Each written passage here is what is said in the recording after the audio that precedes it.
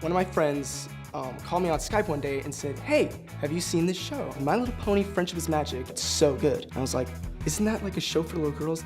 I wanted to have a show about 6 characters, 6 girls, 6 ponies, who were friends with one another. And next thing I know, I was kind of leaning forward into my monitor and I was like, this show is amazing.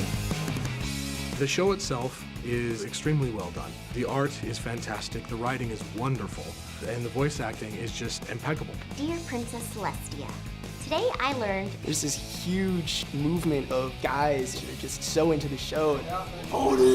It's not a show that you'd expect a lot of people my age and older to watch. How you doing? And they're going to cons, making music.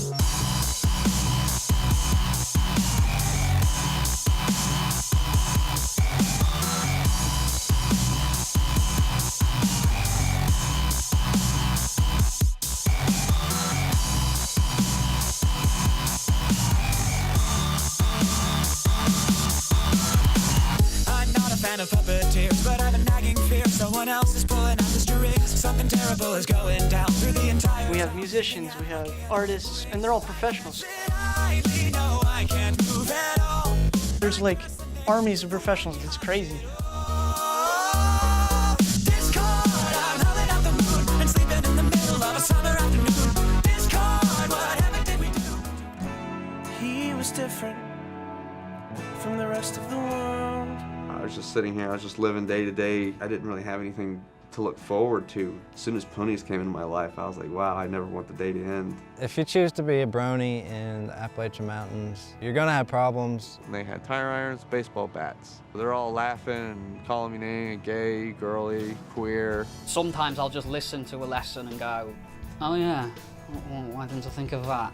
Before I watched the show, I was kind of sad and lonely. And he said, "What would you think, Mom, if I said I really liked My Little Pony?" Her initial reaction was a bit like, eh. I'd be worried about you, Lyle. I'm not interested in watching My Little Pony. Well, when I heard about BronyCon, I decided that I really wanted to go. My son was hell-bent on going, so I feel like I got roped into it. Just being out of the norm, well, out of their norm. They just don't like that. I'm gonna be who I am and nobody's gonna tell me otherwise. From Equestria. Now I'm here, 900 miles, the biggest con. 4 times the population of my town is in this building. Before I was a brony, I had about 7 friends. When I became a brownie, I had about a few hundred. Bronies are some of the nicest, most accepting people that I've met. It doesn't matter your age, your gender, no matter who you are, you can find a place in this fandom and you can be accepted. I wouldn't be surprised if My Little Pony has a hand in changing how people see things. I think it makes these little tweaks on people to sort of go, oh, okay. These bronies are taking these lessons to heart. We need to allow men to be sensitive and to care about one another and not call them weak for caring. Come on, every pony, smile, smile, smile. Fill my heart up with sunshine, sunshine. All I really need's a smile, smile, smile from these happy friends of mine. Yes, the perfect gift. We're a long way from Equestria, a long